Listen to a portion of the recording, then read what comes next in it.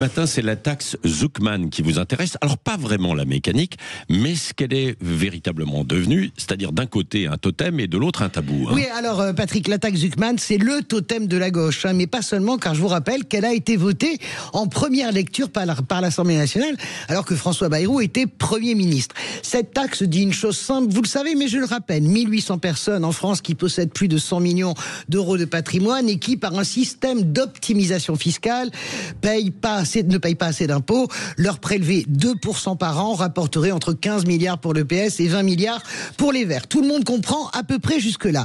Cette taxe qui est devenue l'étendard du Parti Socialiste et de son contre-budget est devenue une sorte de totem d'immunité, ou si vous préférez, une ligne rouge, car elle symbolise le cœur de la gauche, la justice sociale, tout ce que vous optimisez en clair, en impôts, c'est tout ce qui ne va pas dans les hôpitaux, les écoles, les services publics. Ça, c'est ça le principe pour la gauche. Pour la gauche. Et c'est un tabou à droite. Oui, et surtout chez les milliardaires. C'est assez nouveau ce qui s'est passé ce week-end quand même, Patrick, et c'est ça qui m'a véritablement frappé. Les milliardaires se sont organisés en cohorte pour contre-attaquer. C'est d'abord le patron du MEDEF qui accuse Gabriel Zuckman de vouloir ruiner l'économie, rien que ça.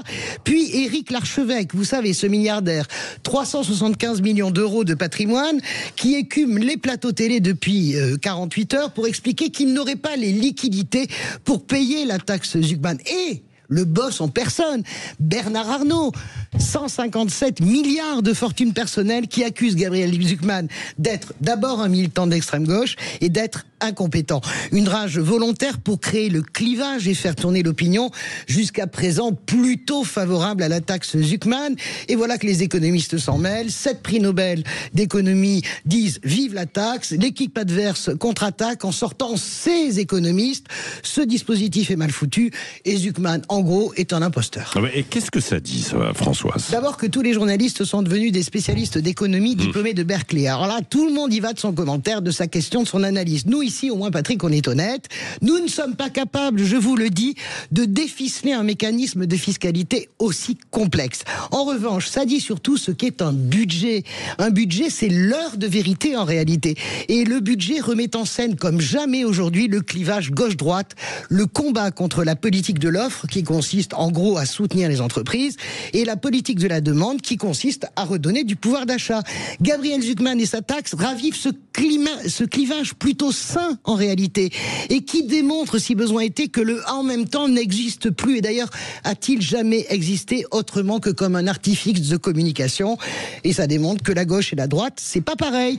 Emmanuel Macron a eu 7 premiers ministres de droite, comme disait Mitterrand. Le centre n'est ni de gauche, et la taxe Zuckman ravive le combat gauche-droite, et moi je dis, c'est effectivement très sain dans ce pays. Voilà, c'est un débat en tout cas. Je ne sais pas quelle est votre réaction autour de cette taxe Zuckman, donc pour toucher effectivement les plus grands sur le patrimoine professionnel. C'est pas le patrimoine personnel, quoi. C'est toute l'ambiguïté, toute la question, bien sûr, et ce que vous avez dit tout à l'heure, c'est-à-dire qu'évidemment, il n'y a pas forcément toujours des liquidités en face, quoi. Il a répondu à ça, Gabriel Zuckman. Oui, non mais vous avez vu, il a été repris de volée. Oui, mais lui-même s'est dit oui, bon, c'est pas tout à fait ça. Il a revu les choses parce que, par exemple, sur les startups, il a dit oui, on va inventer un autre process. Il l'a déjà inventé, c'est-à-dire donner des actions. Donner des actions. Mais non, mais alors moi, je ne suis pas économiste et vous non plus.